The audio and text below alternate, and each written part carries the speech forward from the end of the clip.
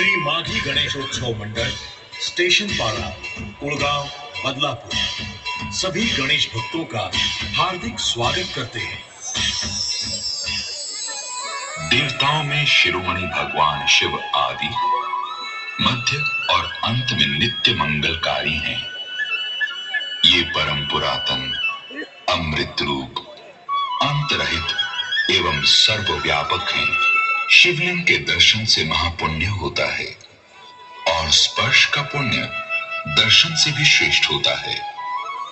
जो भक्त एक बार भी शिवलिंग की पूजा करता है वह यज्ञ के समान होता है। अब हम आपको अमर कथा का वो प्रसंग सुनाते हैं जिसे सुनकर संत शिरोमणि शुकदेव जी अमर हो गए थे। देवर्षि नारद, नारायण नारायण। माते, भगवान महादेव अपने गले में मुंडों की माला क्यों पहनते हैं? इसका रहस्य क्या है? आप उनसे पूछकर बताइए तो सही। नारायण नारायण। शिव जी अमर कथा किसी भी सांसारिक प्राणी को नहीं सुनाना चाहते थे, इसलिए वे पार्वती को लेकर कैलाश पर्वत की एक एकांत गुफा में चले गए।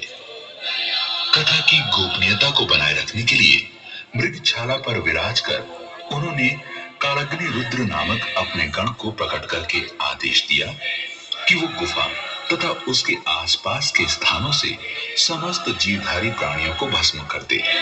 कालाग्नि यहाँ के समस्त जीवों को जलाकर भस्म कर दो, ताकि हमारी बातें यहाँ कोई भी सुन न सके। गण ने आदेश का उसी समय पालन कर दिया। भगवान शिव जिस मृगछाला पर विराजमान थे उसके नीचे एक तोते के अंडे पर कालाग्नि का प्रभाव ना हो सका, क्योंकि उस समय वो जीवधारी नहीं था। स्वामी, मुझे मुंडमाला का रहस्य जानकर आपकी तरह अमर होना है। पार्वती जी, आपके कहने पर मैं कथा तो सुनाता हूँ, लेकिन आप हुंकार देते रहना ताकि मैं समझ सकूं आप अमर कथा सुन रही हो। अवश्य स्वामी। भगवान शिव नेत्र मूंद कर अमर कथा सुनाने लगे, जिसे पार्वती और तोता दोनों सुन रहे थे। विश्व का ये एक रहस्य है। कोटि कोटि सूर्य, अनंत ब्रह्मांड की उत्पत्ति, नक्षत्र, तारकाएं, उनका अनंत विस्तार। अमर कथा के प्रत्येक वाक्य पर पार्वती हुंकारा देती रही। दैव योग से पार्वती को निद्रा ने घेर लिया और वो अचेत होकर सो गईं। भगवान शिव कथा सुनाते समय ध्यान में मग्न थे, जिस कारण उन्होंने पार्वती के सो जाने पर ध्यान नहीं दिया। पार्वती के सोने के पश्चात तोता अमर कथा के प्रत्येक वाक्य के अंत में हुंकारा देता रहा। जन्म, स्थिति तथा मृत्यु से परे जाने का भेद, दश दिशा बंधन तोड़कर परे जाने का भेद है ये। तीनों कालों का भेद। कथा के समाप्त होने पर भगवान शिव का ध्यान भंग हुआ तो उन्होंने देखा, पार्वती जी, ये क्या? आप तो सो रही हैं। हाँ नाथ, मेरी आंख लग गई, मैं निद्रा में थी नाथ। तो क्या आपने पूर्ण कथा सुन ली? नहीं स्वामी, मुझे क्षमा कीजिए स्वामी। आश्चर्य है, कालाग्नि में निर्जीव करने के बावजूद तीसरा कोई सुन रहा है।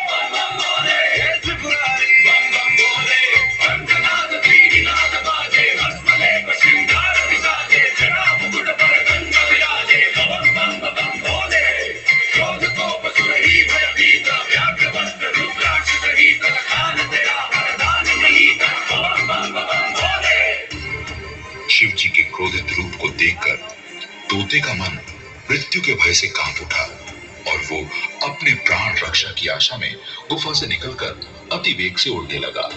ये क्या? ये तो तोता है। तो आपने अमर कथा चुपके से सुन ली है। रुक जा तोते, रुक जा। हमने कहा रुक जा। इसका दंड आपको भुगतना ही पड़ेगा।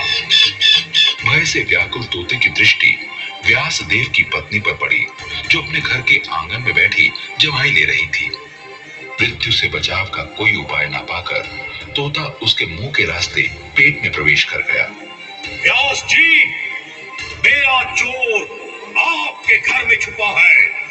प्रभु, हमारे घर में तो कोई चोर नहीं है।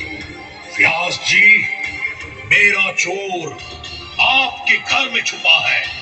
क्या आपने देखा चोर को? चोर को तो मैंने नहीं देखा, लेकिन ऐसा लगता है कि मेरे जम्हाई लेते समय कोई पंछी मेरे पेट में चला गया है। तो महर्षि व्यास, क्या मुझे आपकी पत्नी की हत्या करनी होगी? आपकी जैसी इच्छा प्रभु। मैं ऋषि पत्नी हूँ और गर्भवती भी हूँ महादेव। लेकिन क्या स्त्री हत्या उचित है? क्या मेरी हत्या करना उचित होगा? हमें क्षमा करें प्रभु, हमें क्षमा करें। हमें वास्तव का ज्ञान नहीं था। आप हमारे पुत्र को अभयदान दीजिए प्रभु, हमारे पुत्र को अभयदान दीजिए। व्यासदेव की पत्नी की मृत्यु की निश्चितता को विचार कर भगवान शिव के मन में दया आई। अमर कथा को सुनकर तोता अमर और ज्ञानी हो गया। अंतिमतः महादेव जी ने उस बच्चे को अभय दान दे दिया।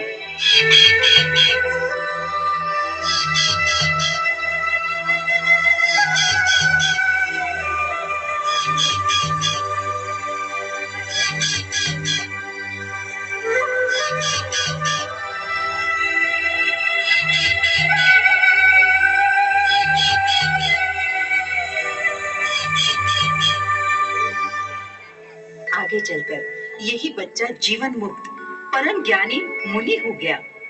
उन्हीं को हम महर्षि वेद व्यास के पुत्र भगवान शुकदेव के नाम से जानते हैं। जिस गुफा में शंकर जी ने यह पवित्र कथा सुनाई, वो स्थान अमरनाथ के नाम से प्रसिद्ध हो गया। आज भी हर साल शिवलिंग अमरनाथ की गुफा में प्रकट होता है।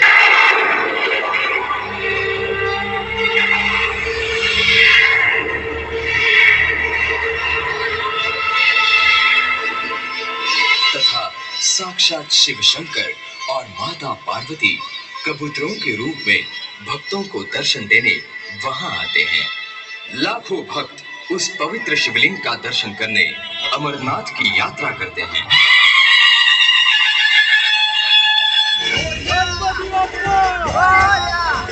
Oh, yeah.